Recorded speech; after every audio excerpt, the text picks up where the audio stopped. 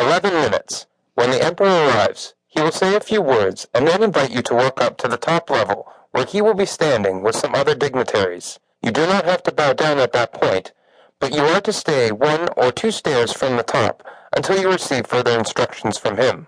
I forgive you too. Forgive me. What is this about? Please clarify. You heard me. I said I forgive you, Frank Armour, for your role in something of great evil. It's hard enough for humans not to just follow orders, so I can appreciate for you that's pretty much impossible. The state of forgiveness did not require a reply. He left the tent without his traveling companion and dutifully went down to his assigned post. After a few seconds, Mark glanced back and was relieved to see the robot had left. He had no idea how to get out of this mess, but a false identity and access to some cash made it a little less impossible. Mark jumped out of the tub a moment later and grabbed one of the plush white towels to dry off. It was a pleasant outside temperature, so he was not cold, but his hands were trembling a bit and his knees did not feel too sturdy. He knew they'd feel more solid when he had some food in his stomach. He could smell the hot simmering dishes and hurried to get dressed. Everything fit perfectly, but it was some sort of crazy Communist Party costume. He put the hat on and stood in front of the full-length mirror. He looked like a much thinner adolescent version of an old Chairman Mao poster, but there was not exactly a big wardrobe to pick from. It was this or nothing. Not that anybody here should care, but his face had broken out pretty bad, probably from the stressful, unsanitary experience of being cooped up inside armor with his own breath for almost a full 24 hours. He went out of the tent and walked over to the buffet and took one of the few china plates plus a set of ivory chopsticks. Everybody still had their heads bowed, so he ignored them as well and began to feast on the extravagant selection of foods. Are you ready? Get ready.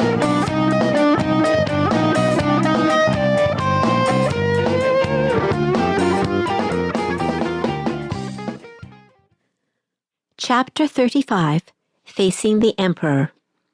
Delicious. He concluded after 9 minutes of furious consumption.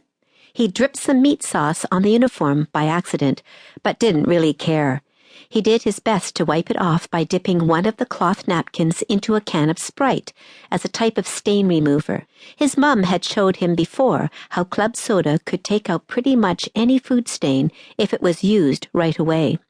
After that mishap, Mark tucked one of the dry napkins into his jacket to prevent any more splotches.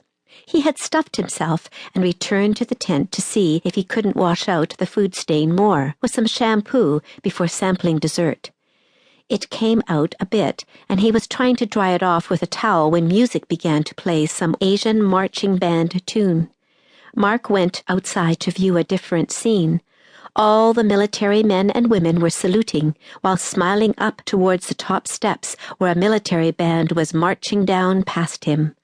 The camera crews had gone into action and were filming the exaggerated smiles, while others flashed still pictures.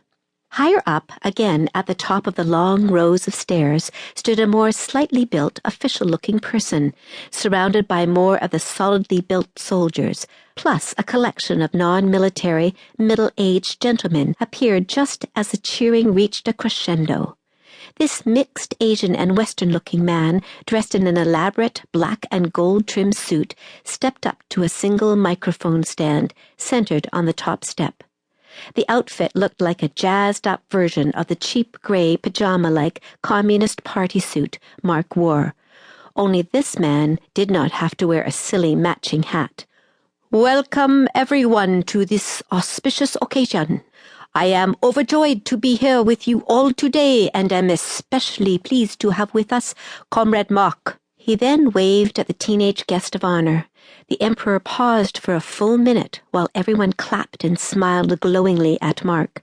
There was immediate silence again when the Emperor raised one hand to the crowd. Mark thought about bowing to thank the crowd, but chose instead to remain motionless, as it might have taken the focus off the guy who was very much in charge. "Please make your way up here, Mark Stevenson,"